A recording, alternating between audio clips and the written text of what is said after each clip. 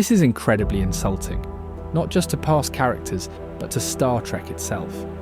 It references and reinterprets old Trek without care, misreading the lessons of the past. So what went wrong? Holographic rights were always a goldmine for storytelling, but this squanders the opportunity. How does this episode fail both with its own premise and damage the stories of the past? Let's break it down. This week Sam's trying to solve the mystery of Benjamin Sisko. Seems like something you would avoid, but they want to tackle it. Why? So they can speak about a past popular character, in this case Benjamin Sisko, and compare him to their character, as if they were in any way the same. Maybe they should focus on making a series that stands on its own. The first 5 series managed it. Sam must understand the organics so she can report back and eventually become an emissary. We don't know a lot about the photonic colony, only that it's isolationist and is looking to open relations with the Federation. Why do they want to do this? No idea. Why don't they just ask the Doctor what living amongst organics is like? Again, no idea. We also still have no knowledge of who any of the main characters are or how they would react in any situation. They do have frequent actions like the Chancellor lounging around everywhere or Caleb being a know-it-all.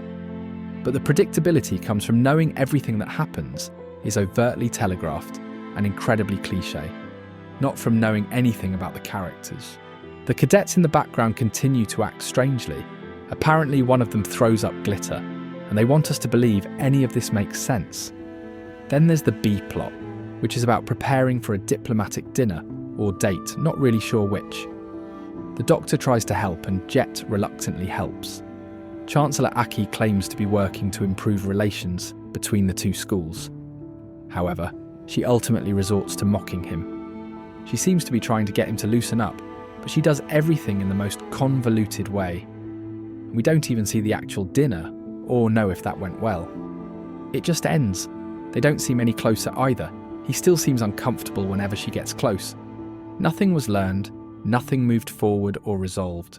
The rest of the series feels like it's going nowhere as well, with both the plot and the lessons.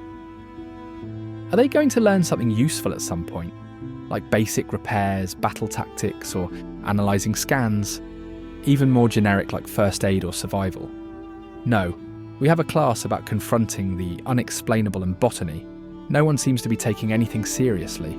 They're all preoccupied by the rivalry with the War College or interpersonal dramas, all whilst talking in Gen Z slang. Then we come to the main issue of the episode, and it's insulting.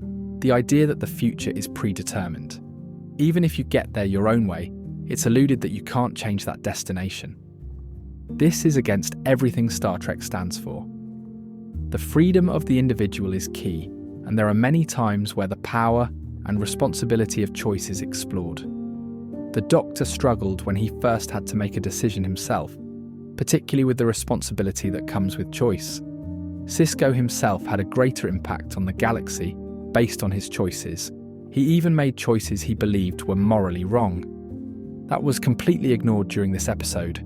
Sam says she has a duty to her people, but spends most of the episode rebelling against her mission, picking the most random elements of Sisko and trying to experience them so she can gain some insight into his character. Even when she speaks to Jake Sisko, it's in her head. He can't offer any more insight other than the recordings and his book, and we're supposed to believe Dax lent this book to this person. Sam should have spent more time studying the people who knew him, or how he dealt with complex and difficult situations. He had to navigate many difficult situations and tension between many groups as commander of Deep Space Nine. To suggest she could understand him by recreating some experiences like getting drunk, having bar fights, or deciding if he wants tomatoes is insulting. This isn't just poor character development, it's a fundamental misunderstanding of Starfleet's meritocracy. In the Next Generation or Deep Space Nine era, characters earn their growth through ethical dilemmas and high-stakes diplomacy. Here, Sam treats Sisko's life like a checklist of experiences. They really should spend a lot of time analysing the plots and characters of old Trek and why they had such a profound effect on audiences, because those stories are timeless and can be enjoyed by people of all generations. Overall, this show still feels chaotic, It continues to challenge what Star Trek is while referencing older shows. The plots are still contrived and add nothing to Star Trek, or even this show as a whole. What did you think of the episode? Was it innovative or just a mess? Let me know in the comments, and don't forget to subscribe on your way out.